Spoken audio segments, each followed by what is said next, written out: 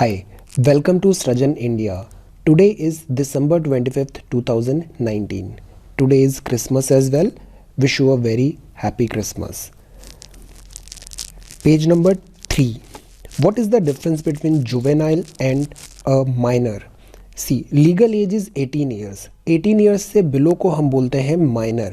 But अगर ये minor अगर इन्वॉल्व है in a crime, young criminal है, तो लीगैलिटी के टर्म पे 16 to 18 ईयर्स में, सेंस ऑफ लॉ के टर्म पे we will call them juvenile. Juvenile जो होते हैं उनको हम एडल्ट की तरह ट्रीट नहीं करते हैं. उनके लिए लीगल सिस्टम डिफरेंट रहता है, कोर्ट डिफरेंट होता है, जेल्स डिफरेंट होती है. बट ये एक नोटिस में आया है कि even juvenile are capable of doing some heinous crimes.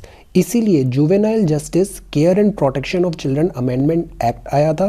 इसमें अगर जुवेनाइल है, 16 to 18 ईयर्स के हैं, और अगर वो कोई हीनियस क्राइम करते हैं, जैसे कि अगर वो रेप करते हैं, तो हम उनको एडल्ट्स की तरह ट्रीट करेंगे और उनके जो पनिशमेंट होंगे वो भी एडल्ट्स की तरह ही होंगे. Then air quality index, 14 stations in city record air quality in severe category. Delhi में 383, Gurgaon 324. Severe 0 to 50 is good, 50 to 100 is satisfactory, 101 to 200 is moderate, 201 to 300 is poor, very poor is up to 400, and above 400 is severe. So the AQI of Delhi is in severe category. Next page number 4. Fire एक बहुत बड़ी problem हो गई है दिल्ली में और congested areas में. आज हमारे former prime minister, 11th prime minister of India, Shri Atal Bihari Vajpayee का बर्थडे है. ये 3 बार प्राइम मिनिस्टर बने थे. 1996 में 13 डेज़ के लिए, 1998-99 में 13 मंथ्स के लिए, then after Kargil 1999 to 2004 for a full term. Page number 5, page number 6, page number 7, page number 8. Doctors urge caution while viewing solar eclipse. Solar eclipse क्या होता है? देखो, एक्लिप्स 2 टाइप के होते हैं. एक होता है सोलर, एक होता है लूनर. एक्लिप्स का मीनिंग ये होता है कि जैसे सन है, sun is the source of light. Sun से जो रेज आती हैं, सनलाइट्स आती हैं, दैट कम्स टूवर्ड्स अर्थ. अब अर्थ के चारों तरफ उसकी सैटेलाइट, नेचुरल सैटेलाइट घूम रही है जिसका नाम है मून. अगर ये मून सन और अर्थ के बीच में आ जाता है तो ये जो सन रेज आ रही हैं ये ब्लॉक करेगा और इसका जो शेडो होगा वो आएगा सन पे. So this would be called solar eclipse. अगर ये मून अर्थ के पीछे वाली पोजीशन पे होता है तो जो सन रेज आ रही हैं वो इस मून पे नहीं आएंगी. So there would be a dark spot on the moon. That would be called lunar eclipse. So there are 2 types of eclipse, one is solar and one is lunar. अब ये जो अर्थ होती है ना हमारी, ये अर्थ रिवॉल्व कर रही है अराउंड द सन. सन के चारों तरफ ये ऐसे ऐसे घूम रही है, राइट. ये अर्थ जो है हमारी, ये एक एक्सिस पे भी टिल्ट है. इस टिल्ट होने के कारण हमें जो सनरेज होती है ना, वो ये इक्वेटर में, सन इक्वेटर के ऊपर जाता है और नीचे आता है. This is called the movement of sun. This is one of the reason कि जो सीजन्स होते हैं हमारे यहाँ वो होते हैं. जब सन अगर टुवर्ड्स साउथ है तो नॉर्दर्न हेमिस्फेयर में विंटर्स आ जाती हैं. और अभी जैसे नॉर्दर्न हेमिस्फेयर मतलब इंडिया में विंटर्स है, तो सदर्न हेमिस्फेयर मतलब ऑस्ट्रेलिया में अभी समर सीज़न चल रहा है. जब इंडिया में समर सीज़न आएगा तो ऑस्ट्रेलिया में विंटर सीजन्स आ जाएंगे. Know about this thing. इस आर्टिकल में ये कहा है कि जो सोलर एक्लिप्स है, कई बार हम क्यूरियस होके उसे डायरेक्ट देखने की कोशिश करते हैं. That should be avoided. It could seriously damage your eyes. Then ये Sabarimala pilgrimage vehicles detain Sabarimala pilgrims. Sabarimala है, ये है पेरियार नेशनल पार्क. केरला में पेरियार नेशनल पार्क है. इस पेरियार नेशनल पार्क में लॉर्ड अयप्पा का एक टेम्पल है, दैट इज़ सबरीमाला. इस सबरीमाला में एनुअल पिलग्रिमेज होता है. तीर्थ के लिए लोग वहाँ पे जाते हैं. अब ये सबरीमाला है, ये 3 चीज़ों के लिए न्यूज़ में है अभी. लॉर्ड अयप्पा तो वहाँ पर है. देन उसके अलावा जो 3 रीज़न्स हैं, वो पहला रीज़न है कि यहाँ पे विमेन एंट्री नहीं होती थी. दूसरा रीज़न ये है कि यहाँ पे 2011 में स्टैम्पेड हो गया था, जिससे काफ़ी लाइफ लॉस हुआ था हमारा। थर्ड रीज़न है वो है एनवायरमेंटल डैमेज। सबरीमाला टेम्पल में जब पिलग्रिम्स जाते हैं तो वो उनके मूवमेंट के कारण एनवायरमेंटल डैमेज होता है। So these are the 3 things you should know. Then in the next page we have the next page. All right, let us come to the editorial. आज का editorial section बहुत amazing है. You should read every single article which is present in this editorial page. Let us start with the economy. Double trouble. Uneven inflation and sluggish growth present serious dilemmas for policy maker. ये दोनों articles है ना, एक तो सी रंगराजन साहब ने लिखा है और ये डबल ट्रबल। इन दोनों आर्टिकल्स को आपने अगर अच्छे से लाइन बाय लाइन पढ़ के समझ लिया, you would be able to know a lot many things about Indian economy. More than 50% of things you would be able to understand. So let us go slow and read every single line and word and try to understand. तो इसमें जो इन्होंने ये बात कही है वो कही है कि अभी जो पॉलिसी मेकर्स हैं वो एक सीरियस डायलेमा में हैं. क्यों? क्योंकि जो इकोनॉमिक ग्रोथ है वो प्लमेट हो गई है टू वेल अंडर 5%, मतलब फॉल हो गया है. फूड इन्फ्लेशन मतलब जो खाने पीने का इन्फ्लेशन है, इन्फ्लेशन का मतलब क्या होता है? राइज इन प्राइसेस, और डिफ्लेशन का मतलब होता है फॉल इन प्राइसेस. तो जो फूड इन्फ्लेशन है that has been move to double digit. इससे हमें बहुत प्रॉब्लम हो रही है. ऑनियन की प्राइसेस कितनी बढ़ गई हैं. सो इंटरनेशनल मॉनेटरी फंड ने भी अर्जेंट पॉलिसी मेजर्स के बारे में रिकमेंड किया है ताकि जो करंट रिवर्स स्लो डाउन है उसको हम रिवर्स कर सकें. राइट. अब इसमें ये लिखा है इस आर्टिकल में, what makes the job of policy maker a lot more complicated is the non uniform nature of the current price rise. Price तो बढ़ रही है बट ये यूनिफॉर्म नहीं है. फूड प्राइसेस इंक्रीज हो रही है बट जो सेक्टर है इकोनॉमी के, जैसे मैन्युफैक्चरिंग हुआ, वहाँ पे माइल्ड डिफ्लेशन हो रहा है. Food inflation has crossed the 10% mark for the first time in many years. Sectors such as manufacturing have witnessed mild deflation as demands for product drop. The Reserve Bank of India (RBI) governor, while terming the recent spike in inflation as transient phenomenon. Transient means it is a temporary phase. ये अपने आप ठीक हो जाएगा थोड़े time पे. It is a spike. Has called for counter cyclic measures. Cyclic measures मतलब जो हमारी इकोनॉमी होती है ना, ये साइकिल की तरह चलती है. एक बूम फेस आता है, फिर एक रिसेशन टाइप फेस आता है, लो होता है, फिर हाई होता है, फिर लो होता है, हाई होता है, ऐसे मूव होता है. तो the central banks hand have been tied down by the recent spike in inflation and it has halted its rate cut spree that began in February this year. अब इन्फ्लेशन का मतलब होता है कीमतों में बढ़ोतरी हो रही है. अब इस कीमत को कम करने के लिए जो सेंट्रल बैंक है वो क्या करता है? रेट कट को रोक देता है. अगर रेट कट ज़्यादा हो रहा है इसका मतलब लिक्विडिटी इंजेक्ट हो रही है इकोनॉमी में, इससे इन्फ्लेशन भी बढ़ेगा. सो टू कंट्रोल द इन्फ्लेशन जो रिजर्व बैंक ऑफ इंडिया है वो repo rate, reverse repo rate इनमें कट नहीं करता है. However, voices continue to grow demanding that RBI and the government ignore the rise in food inflation and try to infuse more liquidity to boost demand. अब देखो, food inflation बढ़ रहा है मतलब रेट कट नहीं होने चाहिए, लिक्विडिटी हमें कम करनी है सिस्टम में. बट जो दूसरे सेक्टर्स हैं, मैन्युफैक्चरिंग सेक्टर्स हैं, ऑटोमोबाइल सेक्टर है, वहाँ पे क्या हो रहा है? डिफ्लेशन हो रहा है. तो उसको ओवरकम करने के लिए आरबीआई को ज़्यादा मनी पंप करना पड़ेगा इकोनॉमी में, लिक्विडिटी को इंक्रीज़ करनी पड़ेगी, मतलब कि रेट कट्स पड़ने पड़ेंगे. तो ये catch-22 सिचुएशन हो रही है. आप इधर भी नहीं कर सकते एंड दूसरे डायरेक्शन में जाने पे भी चैलेंजेस हैं.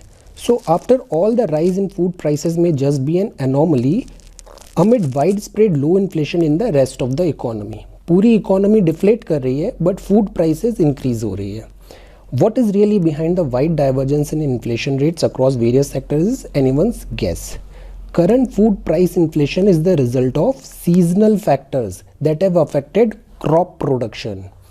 Seasonal changes के कारण crop production hamper हुआ है, onion का production नहीं हुआ, इसके कारण भी ये जो price rise हुआ है, it is one of the reason. Certainly a transient phenomenon. It is not a permanent, मतलब long lasting नहीं है ये. Not trouble policy maker for anything beyond a few quarters में ये ठीक भी हो जाएगा. At the same time it should be noted that various prices in the economy generally do not rise और fall in tandem. This is what we were trying to understand. Policy makers, however, tend to view the economy as an entity with the general price level that responds in predictable ways to their policy actions. Such an assumption is likely to cause practical difficulties in implementing policies. Moreover, in an economy like India that has just witnessed a debt-fueled boom, इसका मतलब क्या होता है? Debt मतलब होता है उधार, fueled boom मतलब आपने उधार ले लेके एकदम से ग्रोथ कर लिए, बट ये उधार आपको पे भी करना पड़ेगा, पे करने की आपकी कैपेसिटी नहीं है, तो इससे क्या होगा? Non performing assets.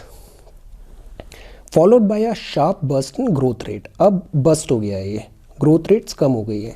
It is natural to expect the prices of various goods to adjust in accordance with underlying consumer desires to varying degree.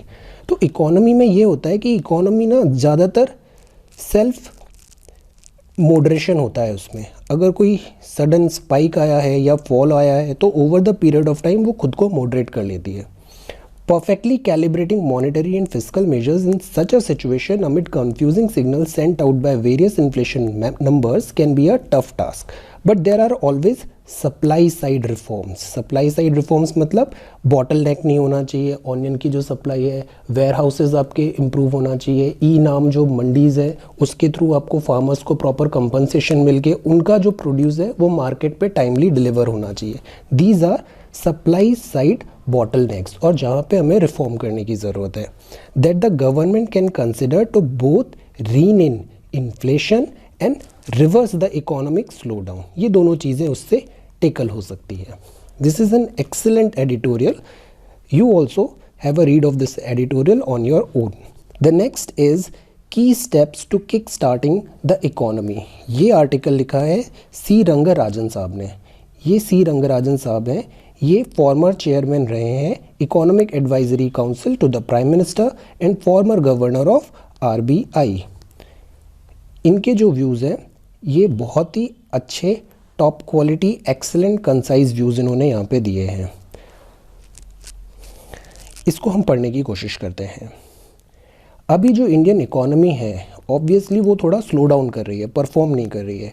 सो इसमें उन्होंने एक प्रेजेंटेशन, एक कमेंट्री दिया है कि over the period of time what went wrong and what could be done to get that wrong into right. अब देखो ये जो इकोनॉमी होती है ना, ये हमारी इकोनॉमिक की ग्रोथ है, ये ग्रोथ ट्रेंड है. अब ये ग्रोथ ट्रेंड ऑल्दो ऊपर तो जा रहा है बट इसमें साइक्लिक अप आता है, लो आता है, अप आता है, लो आता है. So this is how our economy works. This is a true peak, expansion, contraction, boom and bast इसको हम बोलते हैं. अब देखो इनमें हम जो टर्म्स देखेंगे इस पूरे एडिटोरियल में will read about cyclic growth, GDP, cyclic versus structural slowdown, repo reverse repo, fiscal policy, monetary policy, capital expenditure and the way forward. So let us try to read this article. So 2019 जो था उसमें बहुत सारी चीज़ें गलत भी हो सकती थी, अच्छी भी हो सकती थी. Whatever has been done is done. Growth rate plummeted, drop हुई from the level of 8.1% in the fourth quarter of 17-18. Quarterly GDP 4.5% पे आई और 3.6 परसेंटेज पॉइंट से ये ड्रॉप हुई है. This is a steep fall. This steady decline must have had an adverse impact on employment and poverty reduction. गरीबी उन्मूलन और employment पे इसका एडवर्स इफेक्ट हुआ है. अब 2020 कैसा होगा, हम क्या इसमें कर सकते हैं? पहले तो समझने की बात है कि स्ट्रक्चरल और साइक्लिकल क्या होते हैं. स्ट्रक्चरल तब होता है इकोनॉमिक क्राइसिस जब या तो कोई टेक्नोलॉजी चेंजेस हुए हों, गवर्नमेंट इनएफिशिएंसीज हो रही हो, डेमोग्राफिक चेंजेस हुए हों. That means the force behind is fundamental. Structural slow down बहुत डिफिकल्ट होता है ठीक करना. जैसे 1991 के पहले Indian economy was not doing well because structural barriers थे उसमें. तो इसके लिए हमने लिबरलाइजेशन, प्राइवेटाइजेशन, ग्लोबलाइजेशन ये रिफॉर्म्स लेके आए. तो दीज वर स्ट्रक्चरल चैलेंजेस. अब साइक्लिक चैलेंजेस क्या होते हैं? ये नॉर्मल अप एंड डाउन होते हैं. Analyst debate whether the slowdown is structural और cyclical. Does the difference matter? Yes. If it is a cyclical, the expectation is that there is a chance for upturn soon. Cyclic process जल्दी ही ठीक हो जाती है. If it is purely structural, it will take time until the structural rigidities are removed. Normally the slowdown is cyclical if it results from weakening of demand. Demand कम है तो आपकी economy down होने लग जाती है, जैसे कि ऑटोमोबाइल सेक्टर में हो रहा है. There is plenty of evidence on this as far as the current situation is considered. तो प्रिलिमिनरी एनालिसिस हमें ये बताता है जो भी इंडियन इकोनॉमी की क्राइसिस है वो एक साइक्लिक क्राइसिस है, कोई बहुत ज़्यादा वरी करने की ज़रूरत नहीं है.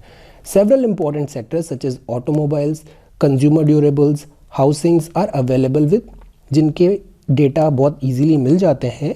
वो बताते हैं there is a slackening of demand कम हो गई है. This is also reflected in the low capacity utilisation of several industries. अब क्या हुआ, कैपेसिटी यूटिलाइजेशन का मतलब ये होता है किसी कंपनी ने सोचा कि मैं 1000 यूनिट्स का प्रोडक्शन कर लूँगा और उसको सेल कर दूंगा, बट सेल 1000 यूनिट्स की हो नहीं रही है, वो केवल 500 यूनिट्स ही कर पा रहा है, तो उसकी फुल कैपेसिटी यूटिलाइजेशन नहीं हो रहा है. On the structural side, while the reform agenda has been carried forward, there are segments such as agriculture marketing, land and labor market. ये जो है ना, यहाँ पे हमें structural reforms की ज़रूरत है. तो इनमें हमें cyclic चीज़ें हैं और इधर हमें structural reforms की ज़रूरत है. Then he has said that one sector which needs immediate reform is the financial system. Banks जो हैं वो अभी बैंक collapse भी हुए हैं cooperative banks के. Then नॉन परफॉर्मिंग एसेट्स का एक इशू रहा है. So the banking system and within it the public sector banks need to be reformed. Even as the policy makers address the problem of non performing assets, attention has to be paid to defining the relationship between governments and board of public sector banks and on their respective roles in management. Means जो governance होती है, bank का regulation है, regulatory boards हैं, they need an overhaul. Whether we call it a structural problem or not, one significant factor in the current scene is that steep fall in investment rate. Investment क्या होता है, पैसा economy में लगा रहे हैं, invest कर रहे हैं सो दैट बिजनेस ग्रो हो और फिर रिटर्न्स आए. तो जो इन्वेस्टमेंट ही अगर कम होगा तो इकोनॉमी ऑटोमेटिकली श्रिंक होने लग जाएगी. सो इसमें ये लिखा है कि gross fixed capital formation rate 34.3% से 27.8% आ गई. This result in a sharp decline in the potential rate of growth by 1.6 percentage point, assuming incremental capital output ratio of 4. ये क्या चीज़ होती है, देखो एडिशनल कैपिटल आप लगा रहे हो तो उसके अकॉर्डिंग एडिशनल आउटपुट भी मिलना चाहिए. तो it is a relation between additional capital required to increase and additional output. मतलब 1 यूनिट आउटपुट इंक्रीज करना है तो उसके लिए कितना इनपुट देना पड़ेगा, that is called incremental capital output ratio. ये एफिशिएंसी बताता है. नाउ चैनल्स ऑफ डिमांड्स क्या हो सकते हैं, इधर इन्होंने 4 बातें बताई हैं. पहला, प्राइवेट फाइनेंशियल कंजम्पशन एक्सपेंडिचर, मतलब प्राइवेट सेक्टर कंजम्पशन करे और एक्सपेंडिचर करे. सेकेंड इज गवर्नमेंट एक्सपेंडिचर करे. एंड द थर्ड इज कि गवर्नमेंट कैपिटल फॉर्मेशन करे, private and public both. And the fourth is exports. तो 4 चीज़ें क्या हुई, private expenditure, second is government expenditure, third is capital formation and fourth is exports. अब इसमें इन्होंने ये बताया है कि जो एक्सपोर्ट है उसको हम अभी भूल जाते हैं बिकॉज वर्ल्ड इकोनॉमी भी बहुत अच्छी कर नहीं रही है. तो अभी हमारे पास 3 चीज़ें पड़ी. 3 चीज़ों में भी जो प्राइवेट सेक्टर है उसका एक्सपेंडिचर अभी बहुत फीजिबल है नहीं. तो हमारे पास केवल 2 ही फैक्टर्स हैं.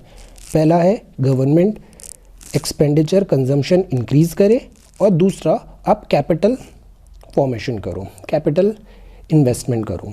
ओके, अब इधर इन्होंने ये लिखा है कि in the current situation the rest of the world is also not booming. तो मतलब एक्सपोर्ट नहीं करना है.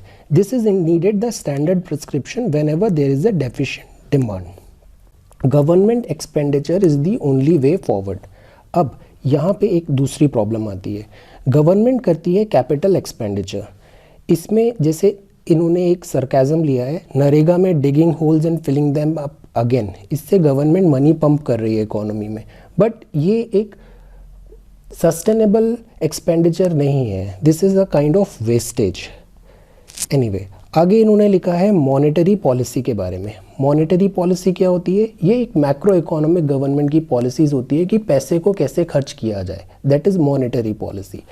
अब मॉनेटरी पॉलिसी मतलब land, building, asset, supply of money को ये डील करेगा। इसमें रेपो रेट और रिवर्स रेपो रेट है। रेपो रेट वो होता है जिस पे गवर्नमेंट लोन देती है बैंक्स को, और रिवर्स रेपो रेट वो होता है जिससे गवर्नमेंट लोन लेती है बैंक्स से, selling and purchases of bonds. अब इससे क्या होता है, ये दोनों टेंडम में चलती हैं, एक साथ चलती हैं दोनों। रेपो रेट अगर इंक्रीज हो रही है मतलब गवर्नमेंट क्या कर रही है, सक कर रही है मनी, कहाँ से? इकोनॉमी से, लिक्विडिटी को कम कर रही है। और अगर रेपो रेट कम हो रही है मतलब इजी मनी है, बैंक्स बहुत इजीली गवर्नमेंट से लोन ले सकते हैं। So know about this thing. अब नॉन परफॉर्मिंग एसेट्स क्या होते हैं?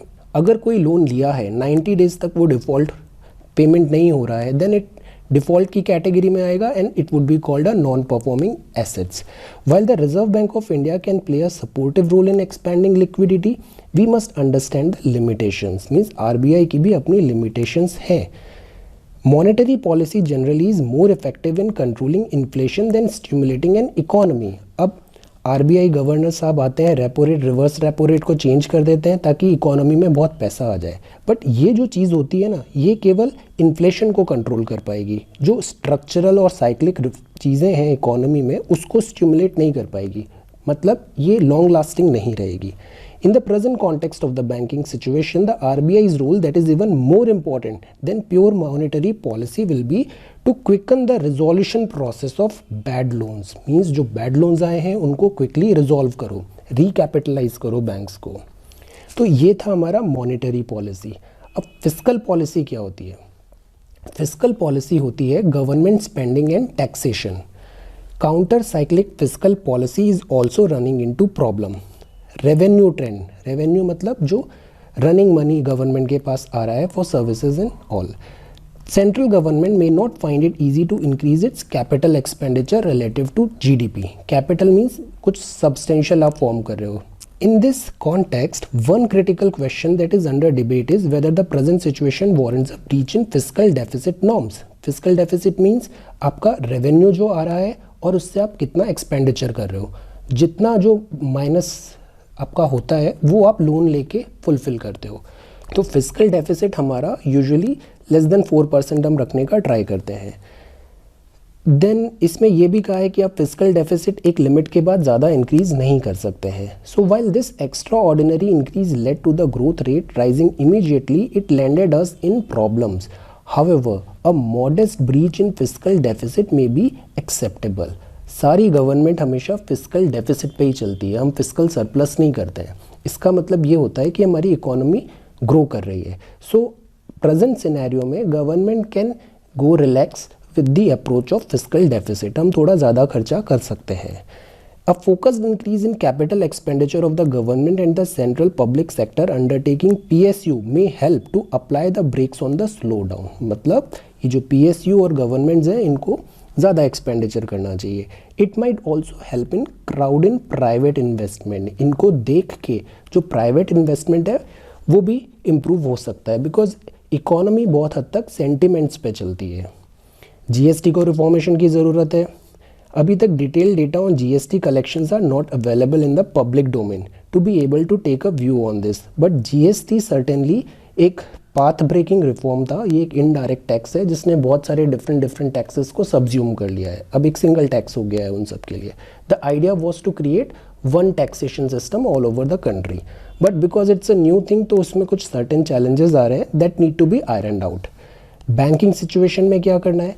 2007-10 में जब वर्ल्ड का रिसेशन आया था तब इंडिया ने उसको बैटल करने के लिए ईजी मॉनेटरी पॉलिसी अपनाई। लिक्विडिटी इंक्रीज करो, लोगों को ईजिली लोन दो।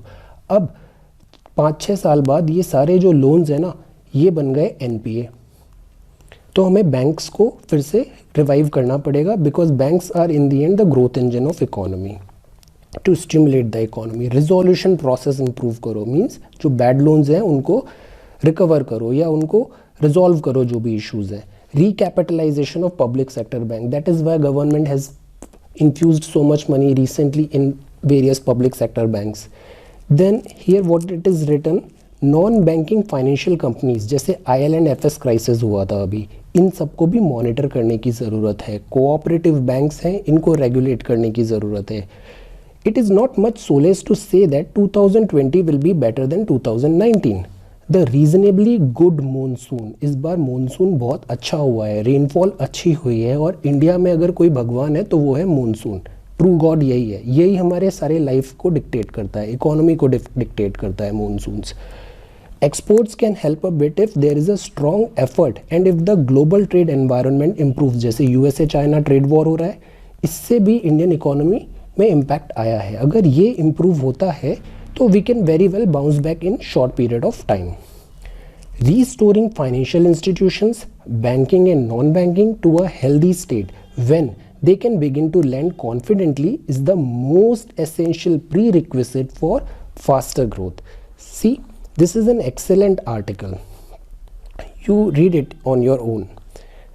Now, ये जो चीज़ है, ये आर्टिकल लिखा है अरुण मोहन एस कुमार ने।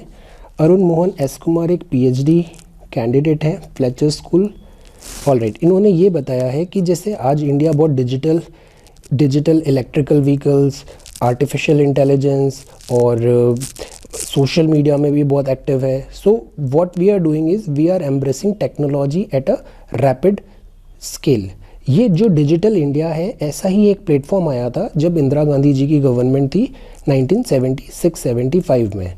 तब भी हमने बहुत ज़्यादा पुश किया था डिजिटल प्लेटफॉर्म्स में, बट उसमें हमने जो इंडिविजुअल फ्रीडम्स हैं, प्राइवेसी है और लोगों के जो सेंटिमेंट्स हैं, उसको इग्नोर किया है। So we should not be repeating on that mistakes. इन्होंने बहुत सारी चीज़ें बताई है कि जैसे आज अभी हम इलेक्ट्रिकल व्हीकल्स की बात करते हैं तो इनकी जो ओरिजिन है वो 1973 में है, जब जैसे organisation for petroleum export countries थी, इन्होंने जब फ्यूल सप्लाई को इरेगुलर कर दिया तो इसी टाइम पे लोगों ने ऑल्टरनेटिव सोर्सेज को ढूंढने का प्रैक्टिस चालू कर दिया। और अभी जो नोबेल प्राइज़ केमिस्ट्री में मिला है लिथियम आयन बैटरीज़ का, इसका जो जेनेसिस हुआ वो 1970s-80s में ही हुआ है। So he is not against this digital push, but what he is trying to say in this article is that कि डिजिटल टेक्नोलॉजीज एनेबलिंग होनी चाहिए और डिसरप्टिव नहीं होनी चाहिए। They should contribute towards the betterment of all people. Then ये जो second article था ये जमाल खशोगी के बारे में है। जमाल खशोगी क्या थे? ये सऊदी के जर्नलिस्ट थे, ये अगेंस्ट गवर्नमेंट थे, क्रिटिकल थे। ये टर्की में गए, सऊदी काउंसलेट को विजिट कर रहे थे, वहाँ पे इनका मर्डर हो गया। अब उससे रिलेटेड ये आफ्टर एक्सप्लेन किया है कि नाउ ये जो लेटर्स टू द एडिटर है, इसमें अप्लाई द ब्रेक्स, इन्होंने थोड़ा गवर्नमेंट पॉलिसीज़ को क्रिटिसाइज़ किया है। देन मेंटल हेल्थ के बारे में कल एक आर्टिकल आया था, उसमें इन्होंने बहुत अच्छी बात लिखी है। It is deeply disturbing to know that nearly 1 in 7 Indians has mental health issues of varying severity with a higher prevalence in the southern states। इन्होंने बोला है कि considering the wide spectrum of mental disorders, proper diagnosis and then treatment become imperative। The thrust needs to be on increasing the number of trained mental health practitioners. Finding the neurological basis of psychiatric disorders becomes essential to understanding the root cause, bearing in mind the amount of stigma attached to mental disorders in India. It is the responsibility of the government to educate the public suitability। लोगों को समझाने की ज़रूरत है कि जो mental disorder है इसके लिए स्टिग्मा लेने की ज़रूरत नहीं है। They are just like any other disease, malaria, cough and cold, jaundice, ऐसे ही हमें इनको भी रेगुलर वे में लेना चाहिए। पेज नंबर 11, इसमें ये जो आर्टिकल है ये स्ट्रेंथनिंग ग्रास रूट डेमोक्रेसी के बारे में है। तमिलनाडु में 73rd 74th कॉन्स्टिट्यूशनल अमेंडमेंट के बाद पंचायती राज को मैंडेटरी किया है, हर 5 साल में इलेक्शंस होने चाहिए, बट वहाँ पे हुए नहीं इलेक्शंस, तो इसने उसके ऊपर कमेंट्री दी है। नोइंग टू टॉक अबाउट पंचायती राज, 1992 में कॉन्स्टिट्यूशनल अमेंडमेंट आया था 73rd and 74th Panchayati Raj and for municipalities. इसमें ग्राम पंचायत को यूनिट ऑफ लोकल एडमिनिस्ट्रेशन की बात किया था अपन ने। अब गांधी जी भी थे, ये भी डिसेंट्रलाइजेशन ऑफ गवर्नेंस की बात करते थे कि एक सेंट्रल गवर्नमेंट होनी चाहिए, स्टेट गवर्नमेंट होनी चाहिए और एक विलेज लेवल पे गवर्नेंस होनी चाहिए। जो ट्रू इंडिया है वो हमारा विलेजेस में ही मिलता है। Article 40 directive principles of state policy भी विलेज पंचायत को बारे में बात करता है। ये जो आर्टिकल है न्यू रूल्स ओल्ड प्रॉब्लम्स, इसमें ये बताया है कि जो फैक्ट्रीज एक्ट 1948 है इसके फॉलो करते हुए कर्नाटका गवर्नमेंट ने ये अभी ऑर्डर दिया है कि जो नाइट शिफ्ट्स होती हैं फैक्ट्रीज़ में, क्लोथ्स और इनकी जो दूसरी फैक्ट्रीज़ हैं क्लोथ मैन्युफैक्चरिंग की, वहाँ पे विमेन को अलाउ किया जाएगा वर्क करने के लिए। कंडीशन अप्लाइड, उनको प्रॉपर सेफ्टी एंड प्रॉपर जो सर्विसेज हैं वो मिलनी चाहिए। पिकअप एंड ड्रॉप की भी वहाँ पे प्रोवाइड कराना पड़ेगा। बट इसमें जो मेन रूट कॉजेज़ हैं उसको इग्नोर कर दिया गया है। For example they want equal pay, जितना मेन को पे मिल रहा है उतना ही विमेन भी मांगती हैं और ये होना भी चाहिए। जो पे है, payment should not B gender specific, आप जितना काम कर रहे हो उतना ही आपको न्यूट्रल वे में पेमेंट मिलना चाहिए। So they have talked about this कि जो हमारा सोशल स्टिग्मा है और जो हमारा सोसाइटल एटीट्यूड है towards working women, that needs an overhaul. This is return to the homeland, repatriation मतलब रिटर्न टू होम कंट्री। अब क्या हुआ, जो इंडिया है यहाँ पे श्रीलंका है, इसका ये जाफना एरिया है। जाफना एरिया में बहुत सारे तमिल्स रहते हैं और इधर इधर तमिलनाडु है, यहाँ पे भी तमिल्स रहते हैं। जब श्रीलंका में सिविल वॉर हुआ तो बहुत सारे तमिल इंडिया में आ गए। ये अभी भी इंडिया में एज अ रिफ्यूजी रह रहे हैं। सिटीजनशिप अमेंडमेंट एक्ट आया, इसमें इन तमिल्स की बात नहीं की है।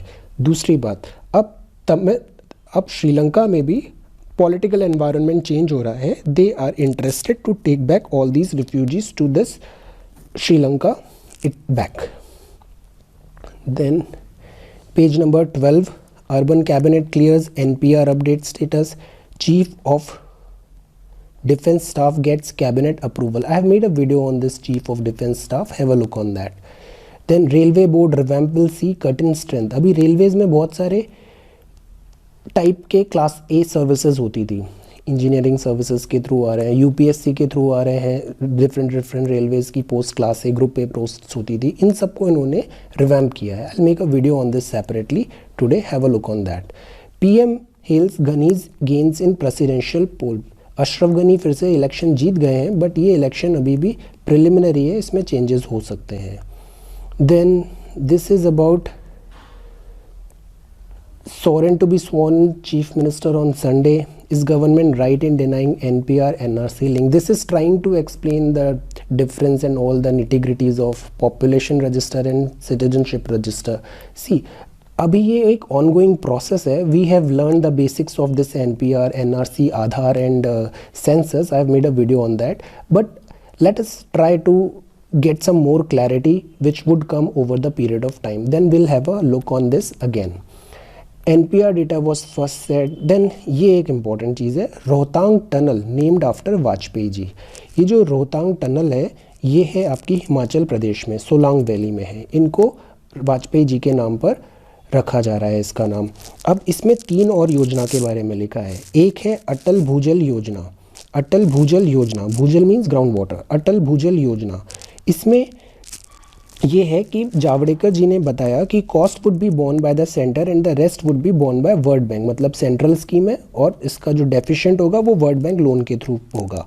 The scheme is aimed at improving ground water management through community participation in identified priority areas in 7 states, Gujarat, Haryana, Karnataka, Madhya Pradesh, Maharashtra, Rajasthan and Uttar Pradesh. तो हमें ground water recharge, ground water को रिस्टोरेशन, सस्टेनेबल डेवलपमेंट, इन सब चीज़ों के बारे में बात करती है अटल भूजल योजना। सेंटर फाइनेंस कर रहा है, डेफिसिट वर्ल्ड बैंक से लोन लेके होगा। अभी मनाली टू लेह है जो टनल, इसका नाम रखेंगे अटल टनल। टूरिज्म प्रोजेक्ट्स में उन्होंने बात किया स्वदेश दर्शन स्कीम के। इस स्कीम में the schemes aims at developing the tourism infrastructure in 15 circuits, Himalayan, north east, Krishna, Buddhist, coastal, desert, tribal, eco, wildlife, rural, spiritual, Ramayana and heritage, Tirthankar and Sufi. ये ऐसे करके 15 सर्किट्स बनाए हैं, थीम्स बनाया है स्वदेश, हमारे खुद के कंट्री का दर्शन करने के लिए। Means know about these schemes. Tourism is an important thing which we should pay attention to, because India में टूरिज्म का बहुत ज़्यादा पोटेंशियल है। जम्मू एंड कश्मीर में नॉर्मलसी आ रही है, ट्रूप्स को विड्रॉ कर रहे हैं। So this is about page number 12। Page number 13 again NRC।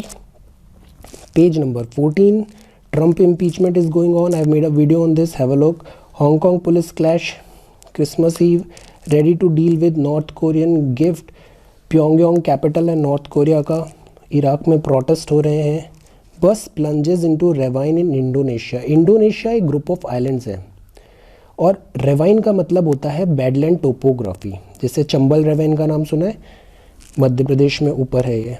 Then this is about page number 12, page number 15 opportunity. ये सब चीज़ें आपको 2020 में ध्यान रखना है। Agility and resilience, focus on quadrant 2, learning culture, cultural intelligence, health and a career map, engagement tool, pause and ponder. Then this page number 16 business, economic revival key to banks health. Bank का health बहुत important है revive करना, because they are the growth engines. इसमें भी इन्होंने यही बात किया है कि शेड्यूल कमर्शियल बैंक्स हैं, इनको फिर से रिवाइव करना है, क्रेडिट स्लो डाउन है। We have talked about it mostly in the previous article. Strict governance norms for bank soon, banking governance is very important, because जो IL&FS जैसे केसेस हुए हैं, गवर्नेंस क्वालिटी पुअर हो रही है, पंजाब नेशनल बैंक का स्कैम हुआ था, so governance is need to be improved.